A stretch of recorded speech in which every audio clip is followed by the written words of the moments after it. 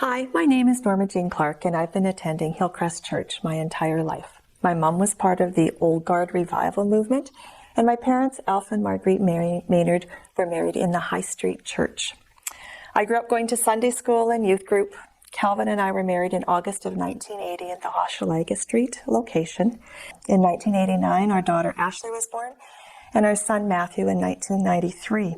My husband Calvin served on the board, and I took over as treasurer. Hello, I'm Kevin Dautremont, a family physician here in Moose Jaw. Lisa and I have been attending Hillcrest since 1989.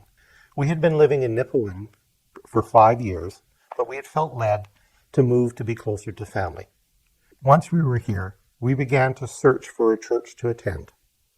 The very first time we walked into Hillcrest, we were greeted by Ron and Linda Francis and made to feel welcome. Even before that Sunday morning was over, we knew that we were home. Over the next couple of years, we grew to appreciate the church and especially the people who attended here. We felt completely certain that this was where God wanted us to be. This feeling proved especially valuable over the next few years as Hillcrest went through a time of trial.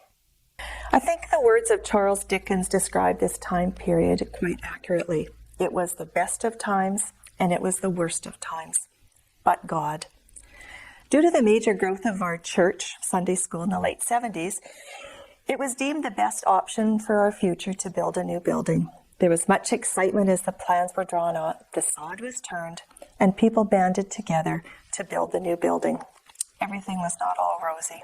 Pastoral changes, church divisions, and financial issues caused major challenges after moving into the new building. Record high interest rates, declining attendance and giving, put major pressures on the future of our church.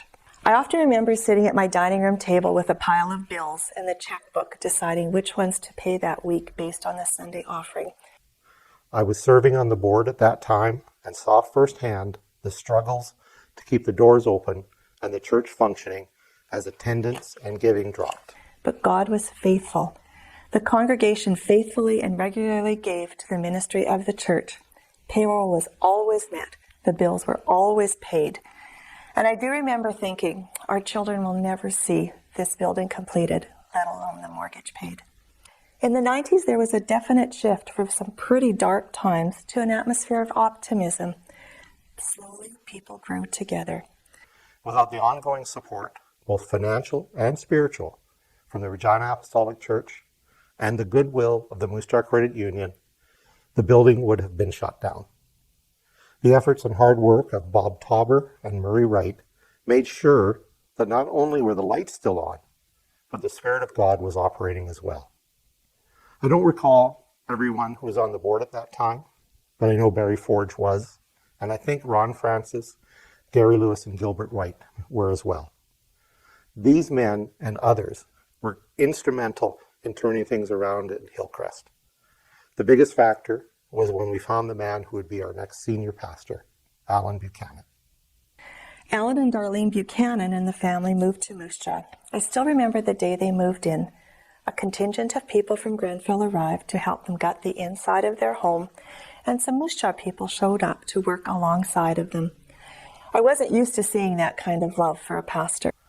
All of our problems did not immediately go away, but over time, things slowly improved. The church stabilized and began to grow.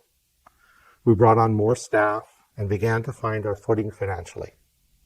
Pastor Allen, along with Bart Ojima, were instrumental in adapting and refining our governance system to bring in a new organizational model based on the Carver model. This would be crucial in ensuring the church's stability and well-being for years to come. Another turning point was during the celebration one Thanksgiving. We had a church full of people, a gravel parking lot, and a multi-day rain. But God. Jimmy Pattison was visiting that weekend. He stepped in a puddle while getting out of his vehicle and offered to pay to have our parking lot paved. Finances were tight, and we really wondered how we were ever going to be able to keep our building. But God. Cornerstone Christian School needed a new facility. Our church had lots of available space. Their rent payment paid our mortgage and utility bills for the time period they were here. It was a great relationship for several years and continues to this very day. There was not much to celebrate over those years, but God helped us to realize we had been given so much. We began to celebrate the good things, the wonderful people we had, and the goodness of God to our congregation. These years were exciting for Lisa and I. We watched our 4 children grow and thrive in the church. They were taught and inspired by wonderful youth pastors, including Rob Chartrand and Scott Francis. Our personal involvement grew over this time in children's ministry, men's ministry, and women's ministry, and at Kettleston Camp.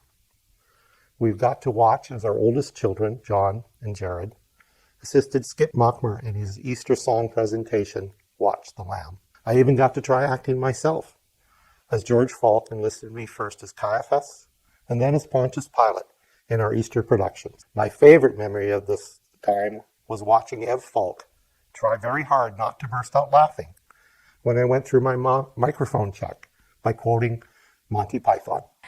God did not forget us. Tough times don't last, but tough people do. There was a very committed group of people that didn't give up.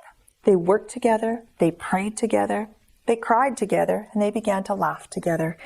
God was faithful through the many difficult times, and slowly we began to grow as a congregation and financially meet our commitments. An evolution had begun. Hillcrest went from being building-driven to people and ministry-focused.